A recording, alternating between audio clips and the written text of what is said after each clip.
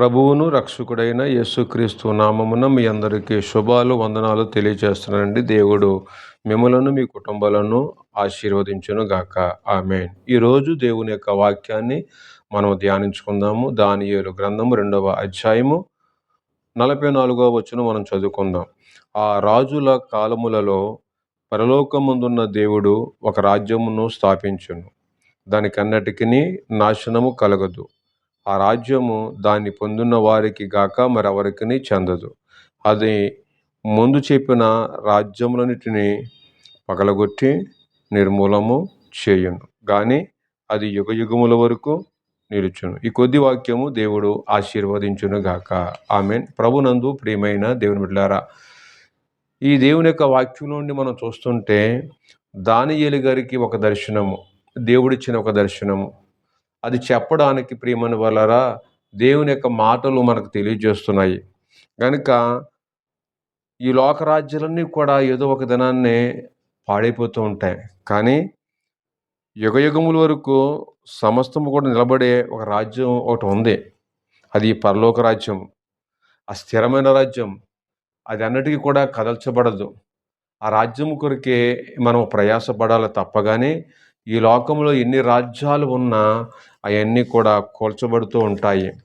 కనుక దేవుని యొక్క వాక్యంలో మరి అదే అధ్యాయంలో 32వ వచనం చదివితే, ఆ ప్రతిమ యొక్క శిరస్సును మేలిము బంగారం అయి ఉన్నది, దాని రొమ్మున భుజముల నుండి వెండియు, దాని ఉదరమును తొడలను ఇత్తడియు, దాని మోకాళ్ళు ఇనుపవియు, దాని పాదములలో ఒక భాగము ఇనుపదియు ఒక భాగము మట్టిదై ఉండెను. మరి చేతి సహాయము లేక తీయబడిన ఒక రాయి ఇనుమును మట్టియు కలిసిన ఆ ప్రతిమ యొక్క పాదముల మీద పడి దాని పాదములంతయు తుత్తునీయులుగా విరగొట్టినట్లు తమకు కనబడెను.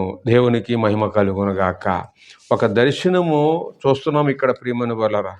దేవుడు తన యొక్క భక్తులకు, తన యొక్క మంచి ప్రవక్తులకు జరగబోయే వాటి కొరకు తెలియచేసేటప్పుడు ప్రియమైన వారరా దర్శన రీతిలో జ్ఞానాన్ని దేవుడు వారికి అనుగ్రహించి వారి చేత తెలియజేస్తూ ఉంటారు.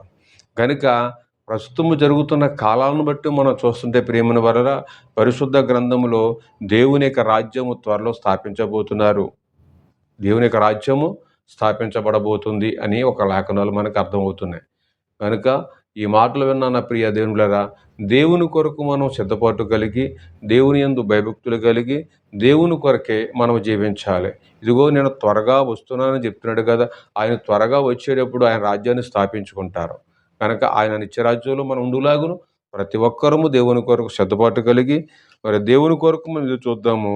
కనుక దానికి దేవుడిచ్చే ఆ రాజ్యము ఎన్నటికి కూడా అది పాడేది కాదు. ఆ రాజ్యము యుగయుగముల వరకు నిత్యము నిలిచే రాజ్యము. ఆ రాజ్యము కొరకు మనం ప్రయాసపడాలి. ఈ లోక రాజ్యాలన్నీ కూడా ఏదో ఒక దినాన లయమైపోతాయి, కానీ స్థిరపడేది పరలోక రాజ్యము. ఆ పరలోక రాజ్యంలో మనందరూ ఉండాలని ప్రభు పేరట మీకు నేను తెలియజేస్తాను. అటువంటి భక్తి కలిగి దేవుని కొరకు జీవిద్దాం. దేవుని కృప సదా మనందరికి తోడుగా ఉండి నడిపించి బలపరిచి ఆశీర్వదించును గాక. ఆమేన్, ఆమేన్, ఆమేన్.